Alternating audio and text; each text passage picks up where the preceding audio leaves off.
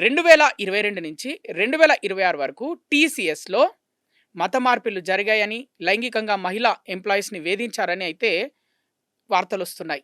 మరి ఇప్పుడే ఎందుకు ఈ వార్తలొస్తున్నాయి? ఎందుకంటే ఒక 5 రాష్ట్రాల్లో ఎలక్షన్స్ జరుగుతున్నాయి. దాదాపు 2 రాష్ట్రాల్లో ఎలక్షన్స్ అయిపోయాయి. ఇంకో 3 రాష్ట్రాల్లో ఎలక్షన్స్ ఉన్నాయి. అంటే మరి ఈ 4 సంవత్సరాల వ్యవధిలో ఇంత టైం ఎందుకు పట్టింది? అంటే మనం టీసీఎస్ ఇష్యూ చూసుకున్నట్టయితే అందులో మెయిన్ అక్యూస్డ్ నిదా ఖాన్ ఒక హెచ్ఆర్ టెలికాలర్ డిపార్ట్మెంట్‌లో హెచ్ఆర్ అంటున్నారు. ఏంటంటే ఎవరైతే పా పాష్ కంప్లెయింట్ చేశారో అంటే ప్రివెన్షన్ ఆఫ్ సెక్సువల్ హరాస్మెంట్ ఆ పాష్ యాక్ట్‌కి కంప్లెయింట్ చేశారో వాళ్ళు మాకేం రిపోర్ట్స్ రాలేదు ఇంటర్నల్‌గా. ఈరోజు కూడా టీసీఎస్ సీఈఓ చెప్పాడు. అసలు మా దగ్గర కంప్లెయింట్స్ లేవని. నిజంగా అది చాలా దుర్మార్గపు చర్య. ఎందుకంటే మీరు 4 సంవత్సరాల నుంచి 70 పైన ఈమెయిల్స్ రాసినని ఆ అమ్మాయి చెప్తుంటే, మీరు మాకు ఇంటర్నల్‌గా కంప్లెయింట్ రాలేదు అని చెప్తారు. గవర్నమెంట్ ఏమో 7 ఎఫ్ఐఆర్‌లు ఫైల్ చేసింది ఎస్ఐటీ.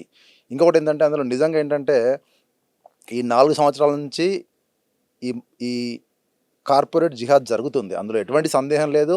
వాళ్ళకు మలేషియన్ జకీర్ నాయక్‌తోని కూడా లింక్స్ ఉన్నాయని మనకి ఈరోజు మీడియాలో చూస్తున్నాం మనము.